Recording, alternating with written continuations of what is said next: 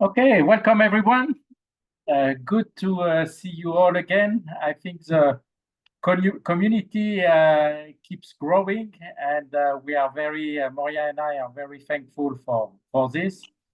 So good to have you back. We usually meet well almost every trimester, so 4 times a year. So let me just share a bit my slide just for the newcomers to understand a little bit what this community is all about, and then I will share the floor with Barbara. Let me just find my share screen button, which disappeared. Where did it? Oh, here we go. Okay. Okay, so in fact, today's is ninth meeting of this KMGN research community. So the KMGN is the KM Global Network, and as part of our activity, we run this research community. It has been almost a bit more than a year now that we run it. So the aim of this community is to bring together not only academics but anyone interested in new domains, in new topic, practitioner, academics, academics, or the one wearing two hats, a bit like myself, to get together and to discuss some KM-related topics, which might be new topic or which might be old topics that are evolving over time. Discussing them, on research in progress or some ideas of research or some research that have been sometime already published. So we really welcome anyone at any stage of their research journey to share and to get feedback, ideas from the participants. And yeah, so that's a little bit the aim of it. So it's a very informal community. And if some of you are interested in being our future speakers, please let us know. Send us an email to Moya or myself, and we'll be happy to schedule you for some of our future session. So we have also a WhatsApp group, and I will share it. If I can access the chat, here we go. I will share the link with you on the chat group. So some of you are already member of the WhatsApp group. If you are not member yet and you want to join, feel free to do that. We so over the past year and a half, so we had 8 presentations on different topics from people from all over the world. So all this presentation, all this sharing have been recorded. And I shared also for the chat window the link to our YouTube channel. So you can find on this YouTube channel all the past meeting we had, and you can watch them again if you miss them. So today's meeting will also be recorded and later on shared to this YouTube channel. So our next meeting, so I know sometimes some of you leave before the end or have another meeting, so just to update you, but we will keep you also updated. So our next event will be on September 19th after the summer break, where we will have Stefania Mariano from the American University of Sharjah, who will present a paper that she recently published about the professionalization of organizational knowledge, particularly in the SME context. So so if you are already part of our list, so you must have received probably an invite to join. No need to register again. If you are not yet part of our member lists, then by registering to an event, you will automatically become a member, and you will be informed regularly about what's happening and what are the next events. So that's roughly what I wanted to share. So today we are very honored to have. Yes? May I? Maria, please. Please. A few small things. One thing is just to tell you that this community includes already 230 members. 230. Why is it important? Because if you are on the WhatsApp, please use the members, please ask questions, please suggest other people. If you are looking for someone that will do research with you, if you're looking for resources, consult the other people. It's the strongest, biggest, only community of research or knowledge management. So it's nice coming to these meetings, and Vincent's doing a hard work in managing them, but please, please, please join the community and use the community. Offer us options for joining researchers. Ask people if you have questions, use us. That's one thing. That's the big important thing. The small thing is, if you have registered one time, you do not have to register to the Eventbrite. I'm sending you, Vincent said it, but I'm saying it again and again because every time I'm finding people who registered one time, 2 times, 3 times even to the meetings, even though they're already members. No need. Everything goes automatically. If there's a problem, update us. And just before I move it back to Barbara, I think it's a wonderful opportunity to cheer and thank Vincent, who's doing such a big, challenging job for us all the year. Thank you, Vincent. We love you, and we thank you. Well, that's a collaborative work, and I think everyone is, Moya, you're doing a lot also on the background, so thank you all. Great, so today we are very honored to have Barbara Philipp to share with us some of the work she has been working on the topic from concept map to knowledge graph. So as I was telling Barbara a little bit earlier on, I think that's a very hot topic, and that's a topic that personally I don't know very well, and I'm sure lots of us are curious to better understand what these knowledge graphs are all about, because we hear more and more about it, and I think since it's strongly related and can strongly help to support the AI tools and techniques. So Barbara, the screen is yours, and we are once again very thankful to have you here, and we are looking forward to your presentation today. Thank you. Great, thank you so much for the opportunity. I think I am sharing my screen correctly, so let me know if something is not working as expected. Excellent. So in the context of the new wave of artificial intelligence and related technologies that are impacting knowledge management, I have, over the past year, probably become very interested in knowledge graphs.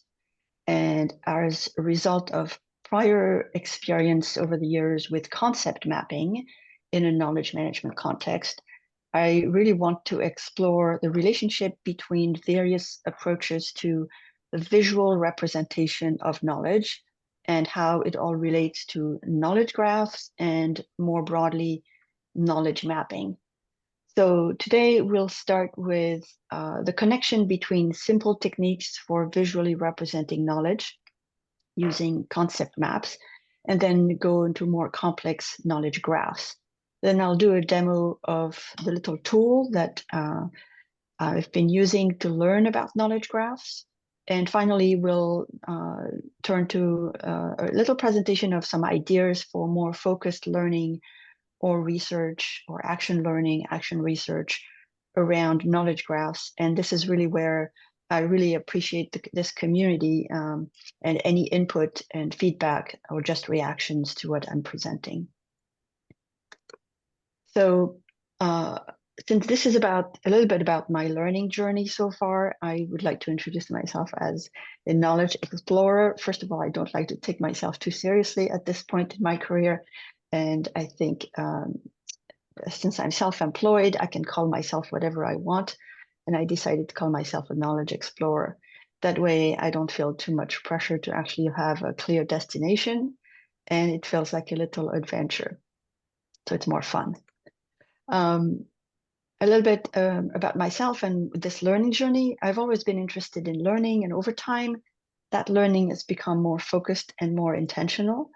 I'm privileged at this point in my career to be working as an independent consultant and part-time faculty, which gives me both time and schedule flexibility to engage in a lot of learning and to also take a few risks with ideas that are not fully fleshed out or might not go anywhere. Sometimes I don't even have a clear target audience for what I'm doing. And this is kind of part of what I'm doing here with knowledge graphs. So I started this year with a pretty thorough learning agenda that covers different aspects of my professional and personal life. And we're halfway through the year, and what I will share with you, how I've curated my learning so far and how I'm using that learning journey as an experiment in knowledge mapping and more specifically knowledge graphs. But first we'll look at some basics about knowledge mapping.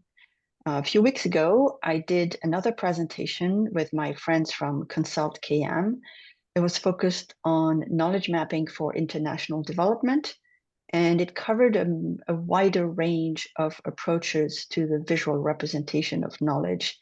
It talked about mind mapping, systems mapping, and concept mapping, all kinds of mapping. And I ended that presentation with some ideas about concept maps. And here I'm going to dig much further into the concept maps.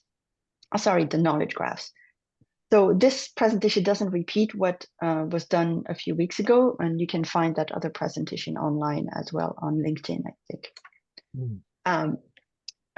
In this presentation today, I will focus on two types of visual representations, the concept maps and knowledge graphs, and explain how I came to see them as very related, yet having different strengths and weaknesses. But I also want to state upfront that knowledge graphs are much more than a visual representation of something. The visual representation in knowledge graphs is just one aspect of knowledge graph technology. It's not the whole thing. All right. Sorry.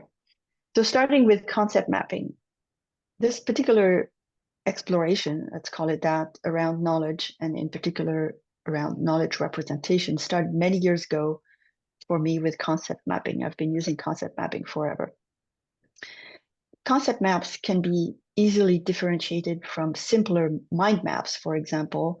Mind maps just have branches and sub-branches and a few connections, but concept maps are all about concepts represented in nodes and connections between those nodes, which is precisely why I became very interested in knowledge graphs, since knowledge graphs are also about nodes and relationships between those nodes. So that's where my interest came from. I tend to think that everything is connected and could be potentially represented in a gigantic graph or a million connected graphs.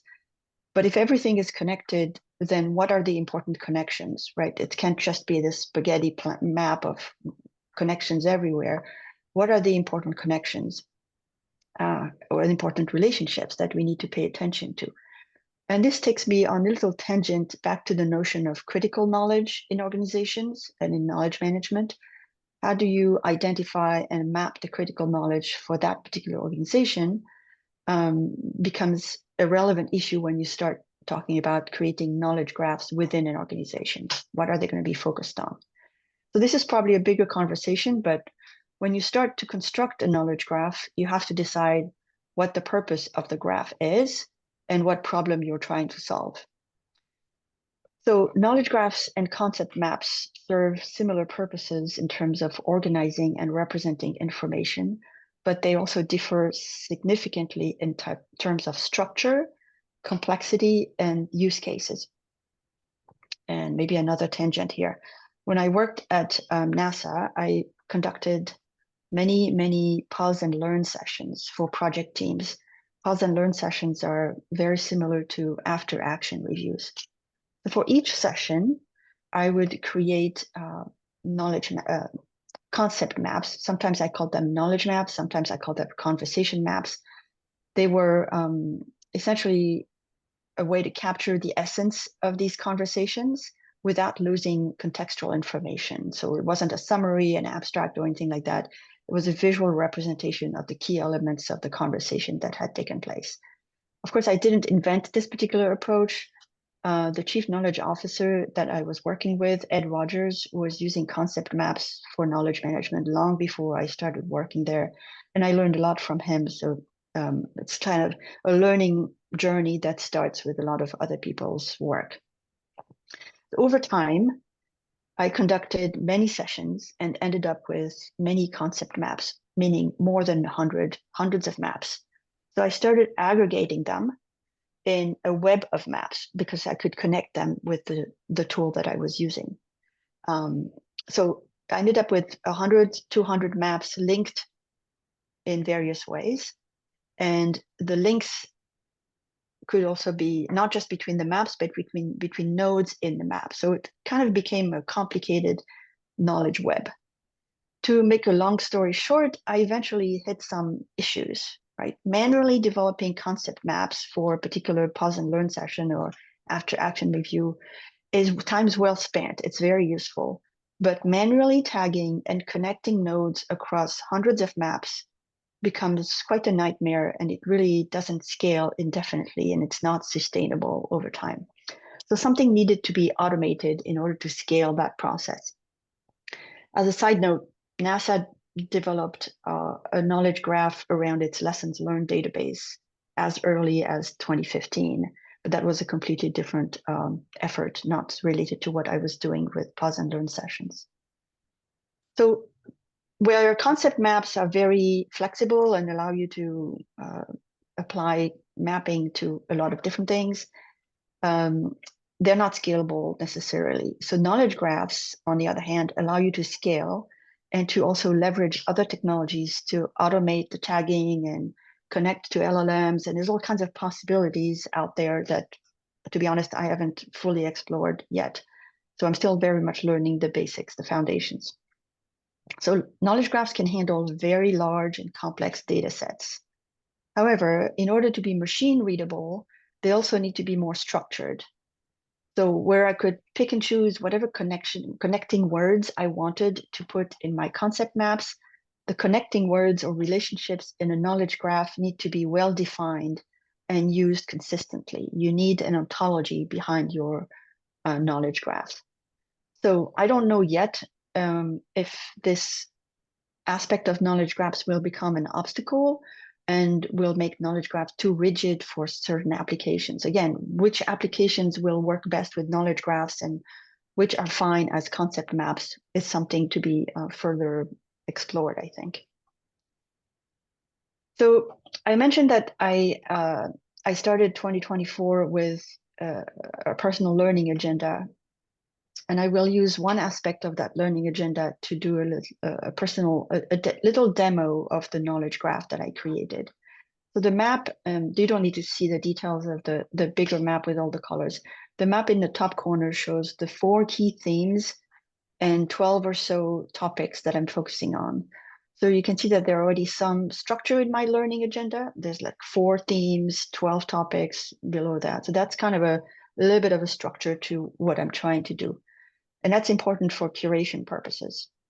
So you can think about it as a simple 2-level taxonomy. This is very much in the realm of personal knowledge management, but this is for learning purposes, and there are ways to apply and adapt it to broader settings. One of the 4 key themes of my learning agenda is technology innovation, or I call it tech innovation. And that's the theme I will focus on for the purpose of this demo. In particular, we'll look at knowledge graphs and AI content to get a sense of, okay, how can things be curated and organized in this mapping framework? How the tool that I use creates knowledge maps automatically or semi-automatically in a way that's similar to knowledge graphs, and perhaps some of the limitations that I'm experiencing already with the tool that I'm using. And if there are questions in the chat, please interrupt me so I can try to address them. So before I get into the demo, a little note about the tools that I'm using.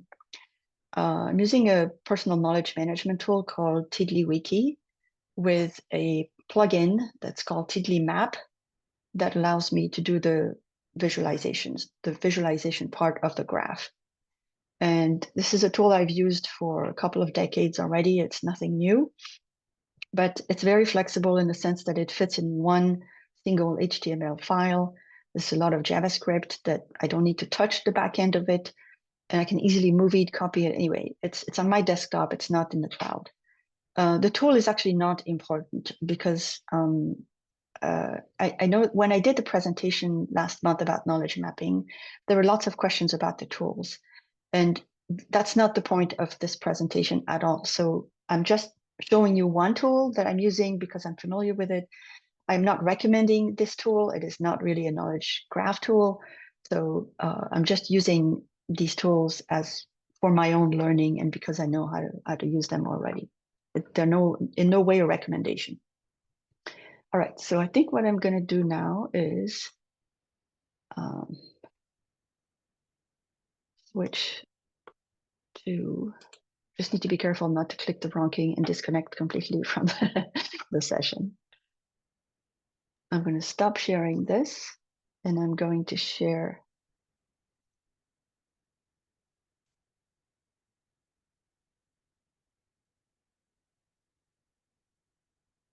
All right, you should now be saying yes, something different, right?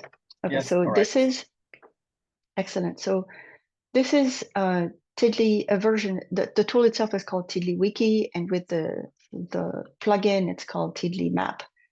So what I'm showing you here is on the left side are the nodes, and on the right side are the maps, which I will show you in a minute, and all of the tools to use this personal management tool. What I've done here is created one set of notes here for this demo that I'm presenting. So we did the intro slides, we're now doing the demo. And the structure of this demo, I just put it in here for myself to know where I'm going next. So TiddlyWiki is a personal knowledge management or note-taking tool. It consists of some notes, a search bar, a search tool, and customizable navigation. So I'm going to give you a sense of how it works. I click on links and it opens up different things. This is the data that I've set up for this particular curation tool. So you can see that I have 204 distinct nodes around knowledge graphs. KG stands for knowledge graphs in this. And this kind of automatically tracks how many nodes I have that I've tagged with things. So this is my data, meaning every node is a data point in this graph, right? The graph needs to be based on some data, some metadata, and things like that. And then an ontology, a little bit of an ontology behind it. So this is the data about the number of nodes or nodes that I have in the system. So there's 2,400 nodes, which I think is big enough for a lot of experimentation. So I'm going to get out of here. And so the search, you can just type, let's say, ontology, and it will give you everything that I've done that ontology is either in the title or in the text, right? It's just a basic, actually, it's not, there's a basic search and there's an advanced search. Anyway, it's search is in the system to do all kinds of things. And then I can customize the navigation by creating all kinds of ways of accessing based on however I want to organize this. This is not critical to the demo, but I just wanted to show you that this is a personal knowledge management tool with a lot of basic functionalities in terms of organizing and curating the nodes. The more interesting part is the semantic layer. And I'm not calling it, I didn't call it semantic layer when I started, but now that I know more about knowledge graphs, I'm calling it the semantic layer. It consists of metadata, links, and a little bit of an ontology. The metadata is, and I'll show you an example here, you can see that I've tagged this particular node with my KG knowledge graph metadata. And if I click on it, that's a functionality of the tool. If I click on it, it will give me everything that I've tagged with that particular metadata. But anyway, metadata is added when you create a node. And there's also other ways to add metadata in fields in other parts of the tool. So I can create metadata around the various themes, the topics, the different formats of things. Like if I'm reading a book and I put notes about a book, I can tag it as a book and all kinds of other things like that. So the metadata is one part of the semantic layer. The other part of the semantic layer in this particular tool is all of these links that I'm able to put. So these are, in this case, these are all internal links. They're links to other nodes in the system, but I can also put links to the web or anything else, or links to other documents outside of this particular wiki. So the links are important, and I'll show you why in a minute. And then the third part of this semantic layer is the ontology, which I tried to keep very simple. And I'll show you, and this is where I'll show you the first map. So the ontology in this case is, okay, I've got my themes, I've got topics, explore themes, different formats, so books, audio stuff, all of the different formats that I've created. That's probably too much. So so topics, resources are available in specific formats. Anyway, this is the simple ontology that I created. It has the limitations of this tool, so this is really not the proper ways to create an ontology, but it is what I've managed to create so far. All right, so that's the ontology. Now, turning to the interesting or more fun part of all of this is the visualization. On this side, you can open up the maps panel, and these are all the different maps. So this is the basic default map that I've created for my curation purposes. I can navigate through the map, or I can navigate through the different nodes. But here we're going to navigate to the tech innovation node, and I click on it twice and it opens up that particular node, and I can read it, and it has the themes within that big node, and it has all of the links. This is semi-automated, meaning that I create filters and then it automatically populates a lot of this. But all of it is manual tag. Every node needs to be manually tagged. There's no automation of the tagging. Obviously, with more sophisticated systems and tools, it would be automated tagging. All right, so this is tech innovation. Let's say I want to visit what we are more interested in, which is the knowledge graphs. Oops, do not want to create more stuff. Oops, here we go. So here's one of the problems you quickly get into with visualizations. You can see that when these are all the nodes related to knowledge graphs in my wiki. That's not usable, right? It's not visually appealing to a human brain. It just does not do much for you. However, for a machine readable system, which this is, there's a lot that's in here that can become usable in different ways. And I'm going to exit that because that's not really, okay.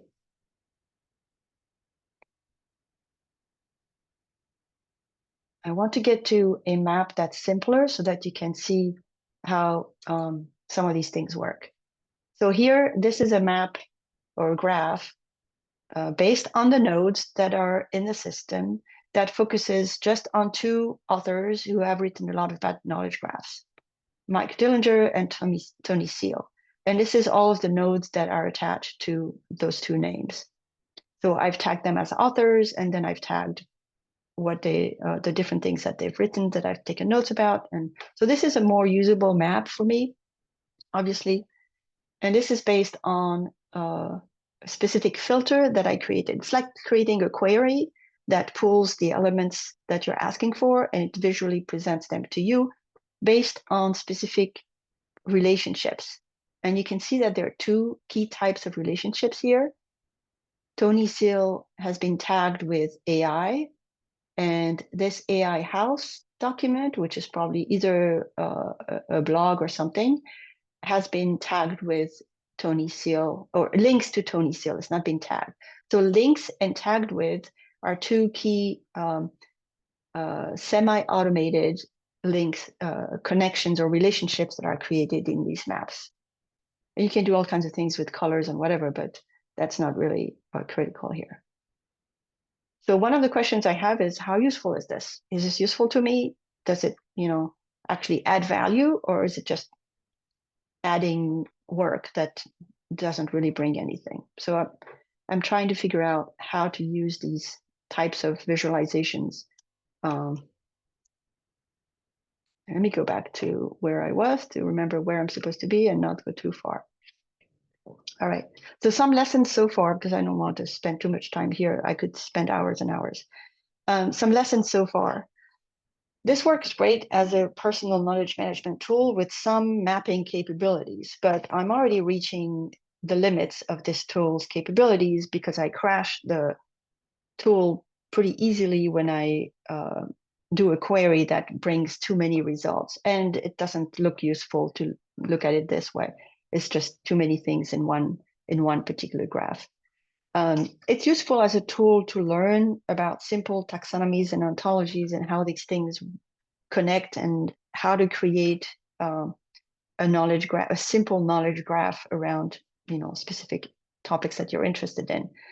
This particular tool is not user-friendly enough to be a scalable knowledge graph, so it requires lots of manipulation of the query and filter to get to a useful map. However, I found that just learning how to query a map, even if it's painful in the back end, has been a very useful experience for me to understand when knowledge graphs, the technology people who do knowledge graphs all day long start talking about how things are connected. At least I have a basic understanding using this of what they're talking about. So it's no longer a foreign language. But so that's my experimentation so far. Ideally, you would also want a knowledge graph to be attached to a large language model so you wouldn't have to create fancy queries in the back end with special language. You would just type in your question in natural language, and the LLM would interpret your question and create the map, the graph for you, and ideally also create a narrative answer, like a response. So this is my experimentation so far. I'm gonna now take a 1-minute break to switch back to the slides.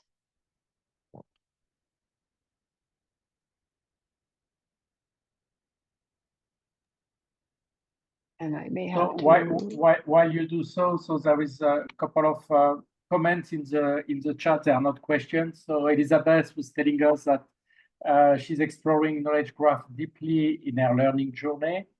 Monica says that she's using CMap tools to design concept maps. I don't know if you're familiar with the tool. Oh yeah, CMap tool. Okay. Elizabeth also mentioned that in ontologies, the node shown here is called class and concept, or class/concept. Yeah. And Elizabeth says, so in knowledge graph concept, so I don't know what the sign leads to relationship or leads to entities. Maybe Elizabeth, you might want to clarify? Yes. Sure, absolutely. Just very simply put, Barbara is using this mapping and knowledge layout to express relationships between things. And so in Barbara's nodes, those are known as concepts or classes in a knowledge graph. And then you establish the relationships between the nodes or concepts classes. And then so for her, the relationship was depicted as tagged with or linked to, but the relationships are a little bit more complex in ontologies. And then so you have your concept, then the line with the relationship, and then leading to the entity. So the entity could be authors, whatever, but it's creating a contextual relationship, just like she's depicting in her work, but this is how it's expressed in knowledge graph language. Okay, thank you, Elizabeth. Yes, and Monica, I was introduced to CMap tools when I was at NASA. So all of that, when I was talking about the NASA web of maps, I was using CMap tools and the functionality to connect all of these maps together into a very complex set of maps. Maria? I just want to note that in my mind, I see 3 interrelated terms that I want to settle, and so maybe other people were confused like me, like I was at the beginning when I heard about knowledge graphs. Because first of all, there is a knowledge graph, there's a machine learning based knowledge graph, and there's a Google knowledge graph. And these are three connected things, but they are partially different. So first of all, let's take out the Google knowledge graph. Google have stolen the name, have stolen the term of knowledge graph, because when they speak about a knowledge graph, they speak about their database that's templates based, that they present when you do a search and you get some entity on the right hand. If it's a company, you'll see the way the entity is. It's called a knowledge graph by them. We can call it for our to be comfortable, we can call it a Google knowledge graph, but that is something else that has nothing to do with what you have spoken about. So for those who heard about knowledge graphs in the context of Google, put it aside, it's something else. Now, when we speak about the knowledge graphs, the real knowledge graphs, there are two ways to build them. One, as you did, based on ontology that you have embedded into your, or manually partially, probably embedded into your content by tags. And then we can see what wonderful things you've done. And the other type is what we call machine learning based knowledge graphs. And that is a full, and you spoke about it in the last 2-3 minutes, that's a full subdiscipline speaking about how we can take vast amounts of text and let the machine help us understand and learn about some relations between them based on the connections it finds. And it can show it to us in two ways, in two alternatives. One is as knowledge graphs, and the others as narratives that explain these knowledge graphs, narratives, what you call them, or business rules, as we also may call them. So just it makes my picture, my understanding better, and maybe it can serve other people's that are not. And if I wasn't accurate, so please please make me correct or help us if we didn't explain it fine, the best way. No, I think I agree. I agree at maybe 95% with you. I do think that the Google Knowledge Graph is actually a knowledge graph. The visualization, what we see when we, the template that we see is the output. It's kind of the visualization of it. It is, in my understanding, is that it is based on a knowledge graph behind it, which is probably some very automated thing, obviously. So yes, there is a distinction between like the stuff that I'm creating, which is very manual, and like, which is where I see the connections between concept mapping and knowledge graphs. It's like a limited scope of things. It's just learning how it works. Yes, the machine learning, the knowledge graphs that I created based on a machine's understanding of a big context, content, like unstructured data and things like that. Those are, I don't think, I mean, they're different, but they're part of the same universe of, knowledge graph opportunities that, depending on the task, depending on the purpose, you would use one approach versus the other. So yes, they're quite different in terms of the tools being used and the approach and all of that. All right, so let's turn to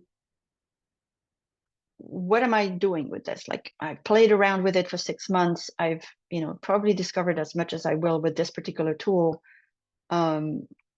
What do I do next? So I've come up with 5 different possible options or angles for deeper exploration. Documenting the use of knowledge mapping and knowledge graphs as learning tools. After all, concept mapping was really developed as learning tools, as a learning tool. It's been used in many other different contexts, but it started as for learning. So that's one option. I have more details on each, so I'm just going to go through them quickly here and then go in more details. Second, identify best practices for deploying knowledge mapping, knowledge graphs in organizations. And you'll note that I'm sticking to a broader thing, knowledge mapping and knowledge graph, not just knowledge graphs. I think we don't want to say this tool is the answer necessarily all the time, so I'm keeping it broad. How to integrate personal knowledge graphs with corporate knowledge management systems and knowledge graphs. After many years of working in knowledge management, I'm starting to think that we should start with personal knowledge management and get people to understand what they're doing in their own knowledge world ecosystem. Okay, fourth, identify applications of knowledge mapping and knowledge graphs to help address the sustainable development goals or other global development challenges. And I'll talk a little bit more about that. And last one, developing a proof of concept for mapping local knowledge ecosystems and connecting local knowledge ecosystem graphs with some kind of federated knowledge graph approach to support global knowledge sharing. Like the further you go down that list, the more ambitious and interesting it gets. All right, so learning, knowledge mapping for learning, for higher education, executive learning programs, knowledge retention and transfer in organizations. I don't know, that's one option that could be interesting. And by the way, I'm presenting some of these, like somebody might be interested in one of these, and I'm not going to pursue it, but somebody might be interested in pursuing it in their own way. Knowledge mapping, knowledge graphs in organizations. What are the best practices? How do you get buy-in? Right now, it's very difficult to talk about knowledge graphs in organizations because it's still a relatively new concept. People don't necessarily grasp the idea of how it would work. So there's lots of potential work to be done in that area. From personal knowledge mapping to organizational knowledge graphs, I'm not quite sure. I'm interested in that personally because that's the way I started my process, but I'm not sure it would have a lot of traction. Okay, knowledge mapping for the SDGs is probably where I've already had more conversations with different groups, including Elizabeth, Liz, and others. So, so trying to identify applications of knowledge mapping and knowledge graphs to help address the SDGs. There are a couple of things already happening in terms of tracking policies related to the SDGs. There's a lot of potential, a lot of complex data modeling that could be done. This is not something I can take on as an individual. This is something that needs to be done by organization. SDGs, Sustainable Development Goals. There are 17 SDGs, big development goals. And then mapping knowledge ecosystems is actually what I'm becoming perhaps most interested in as a first step before trying to tackle global or local knowledge graphs. I think we actually need to map the local knowledge ecosystems. One of my biggest concerns around all of this is that we tend to treat knowledge as a neutral thing, when in fact, the politics of knowledge are always present, and we need to be aware that mapping knowledge is not a neutral thing. So how do we use those advanced technologies in a way that allows local knowledge ecosystems to thrive and contribute to the local development without becoming something that's very extractive and top down? So there are lots and lots of questions, and I'm sure Liz can also contribute to this conversation and more. And all of this was pretty much inspired by more recent conversations around the agenda Knowledge for Development and conversations around local knowledge, indigenous traditional knowledge, and how we can support those types of things, even if we want to bring in advanced technologies, how to do it in a way that's not going to be extractive, if that makes sense. And I'm glad we have time. I'm trying to figure out how to pick something. I can't focus on too many of these different things, and I want to be able to focus and have some kind of impact on them. So I'm looking at different criteria. What's the feasibility of some of these things? Who are the stakeholders I would work with?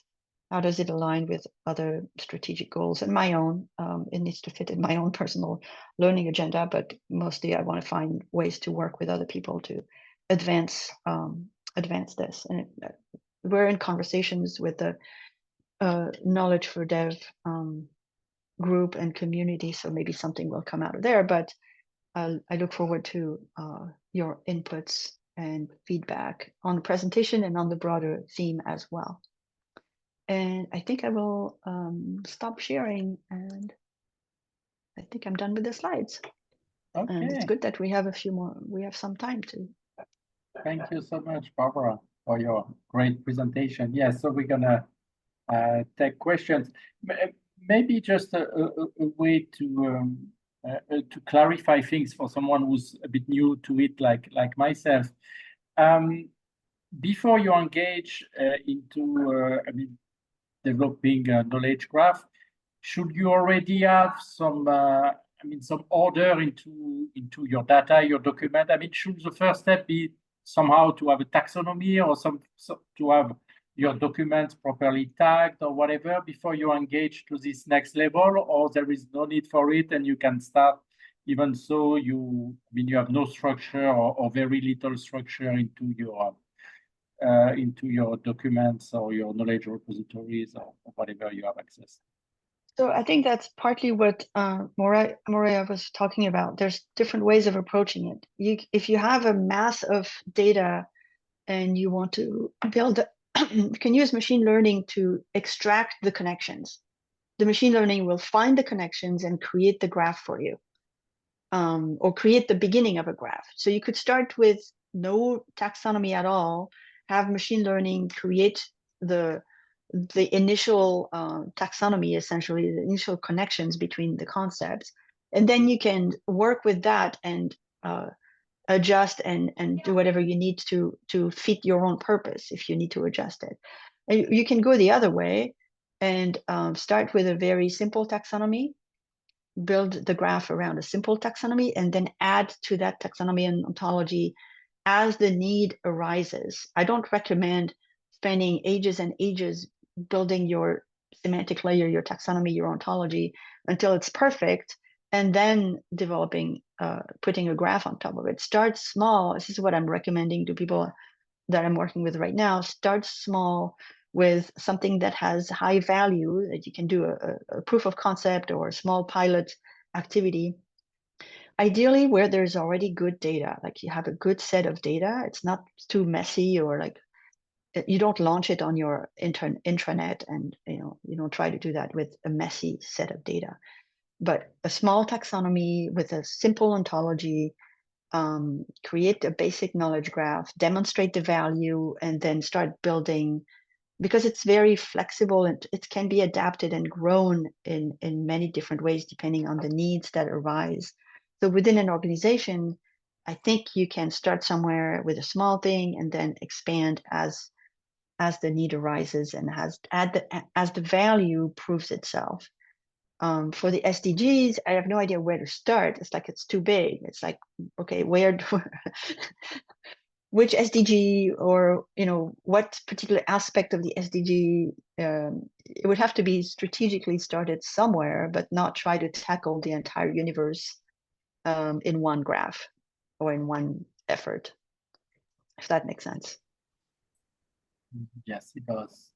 Elizabeth, you're raising your hand, or? Yes, I just would like to be very appreciative of how we've had this discussion today. And I just wanted to go back to the question that was asked, which was, where do you start? What is the scale? And I think what's important to remember here is that where Barbara has been starting is the concept mapping around a knowledge domain.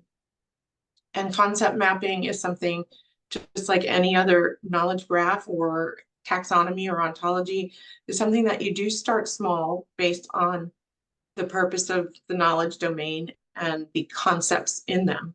So I wanted to say that this isn't everything all at once. It's an iterative process that, it's like feeding a sourdough recipe, or, constantly tweaking. But it is very as I say, it's like growing a pearl. Starting any taxonomy or starting any ontology really starts out by mapping concepts for the knowledge domain.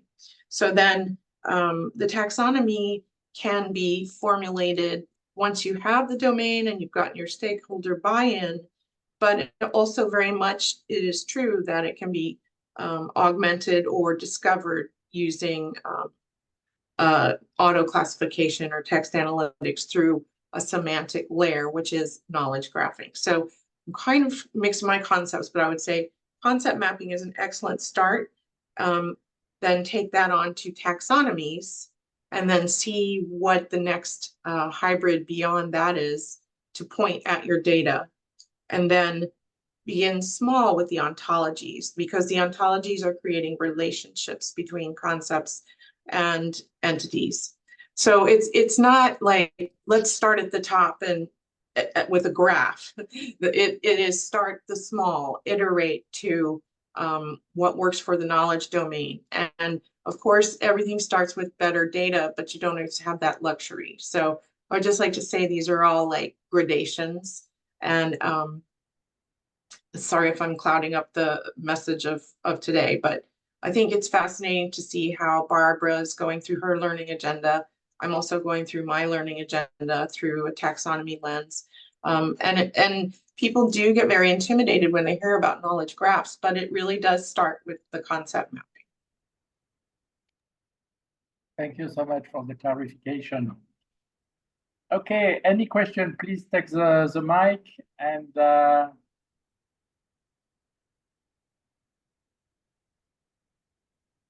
just going rapidly through the chat to see if there is any.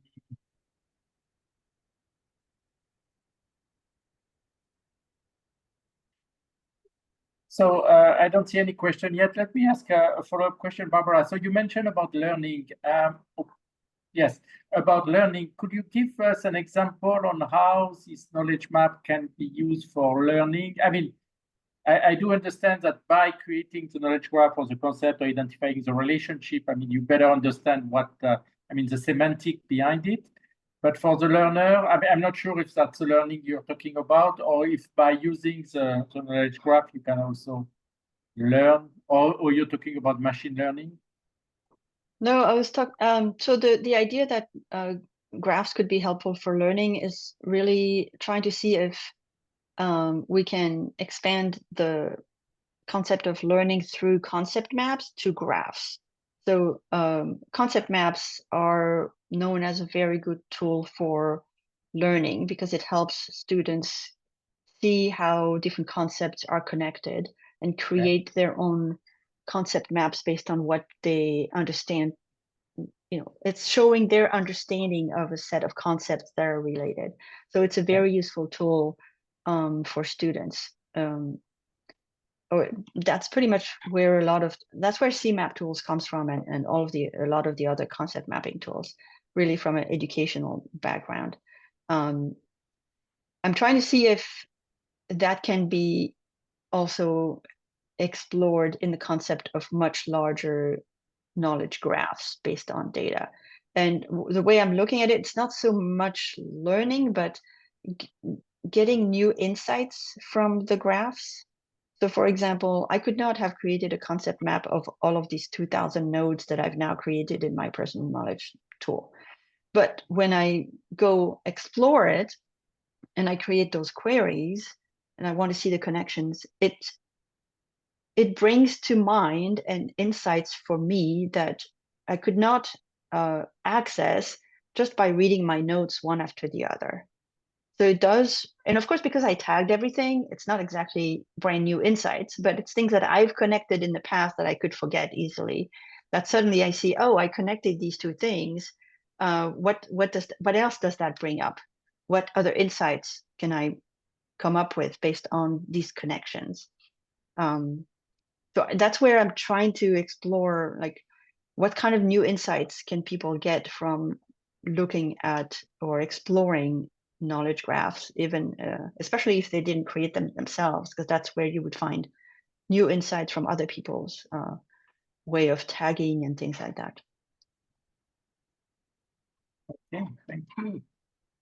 any other questions? Otherwise, I still have many, but I would like just to give the audience the opportunity to ask question or comment or.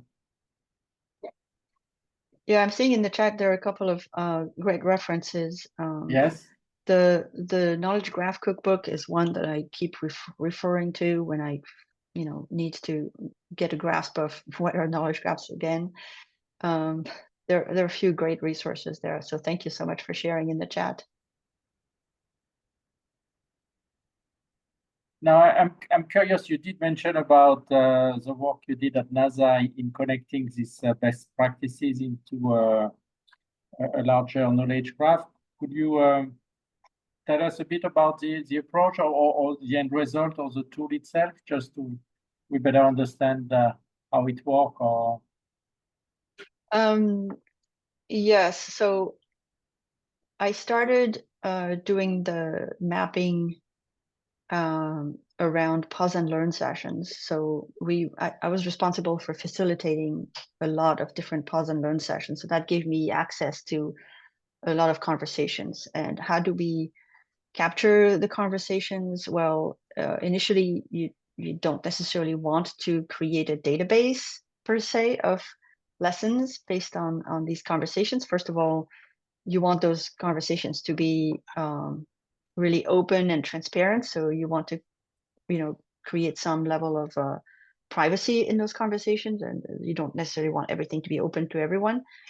But I did, because the leadership there in the team I was working with wanted to make sure that the lessons from one particular project were transferable to another one. And I was working with proposal teams at that time, so it was quick projects. So that's why there were so many different pause and learn sessions, quick iterative applications of lessons learned. So each team would do their pause and learn, their reflection, and get their map. We would share the map, have additional conversations around the map. And then that was theirs. They could keep it. And then since I was accumulating those, I started seeing trends, right? 10 different pause and learn sessions, all of them are talking about communication challenges. Okay, there's something there that could be, surfaced. How do we document this? How do we connect the communication challenges of one team with another? Is it something that's team specific, or is it an institutional issue that could be addressed at a higher level? If you leave the pause and learn sessions just with that team, first of all, they disband and they go off and do something else. So you're not really managing the lessons from that. So the idea of aggregating the maps and making connections and surfacing the different trends was one that I took to kind of the next level by creating this unmanageable set of linked maps. And so there would be maps for each team, and then there would be maps that were aggregating or pooling the key insights or lessons around specific themes. So again, creating a taxonomy of key topics that kept coming up in all of these different project or proposal teams. And so you had like maybe a dozen key themes that kept popping up. And I would aggregate these by linking the different maps. The main benefit of that approach was that you could look at a map of all of the key lessons or key insights related to communications, but you could click on one of the lessons and automatically go to the details of the conversation, meaning you didn't lose the context. The context was always one click away, and you could get the context that, and you could also get who was involved and then connect with them if you wanted to. So it was a massive undertaking of managing those maps, which ultimately was not sustainable. I don't know what they did after I left, but I don't think it was manageable or sustainable. The approach was just not scalable, but very useful in some ways. Okay, great. And this pause and learn was like the AR similar type of question. What was supposed to happen, what happened, and okay, so similar. Okay, great. We have a question from Rita. Has anyone used SharePoint term store for metadata with GUI ID to create reports from different SharePoint sources? For example, using Power BI and other interfaces. Yeah, so that's quite technical. I'm not sure if someone has any answer to this. I have not. I have not Okay. used the Okay. term store. Okay, well, if anyone mean, has, yes. I'm Please aware get of in it. touch I've with worked a Rhoda. lot with Okay. SharePoint, but I haven't used it. Okay, that's good. Okay, wonderful. Well, if we don't have any additional question, any last question, give a last chance for anyone to ask a question. Take the mic, raise your hand. No? Okay, well, thank you so much, Barbara, for enlightening us with these concepts that might seem a bit complex when we have never approached them, and I think you made it very clear. And I think it's up to all of us to, as you did, to start playing with them, seeing the value of them, and starting to organize. I mean, content and different sources of knowledge for this map. So. Thank you very much, and we will try to share also all these links that were shared in the chat for the WhatsApp group, and looking forward to see you also in September. We wish you all a nice summer break, and please stay in touch for the WhatsApp group. And thank you again for being with us today. Take care, and see you soon. Thank you. Thank you all.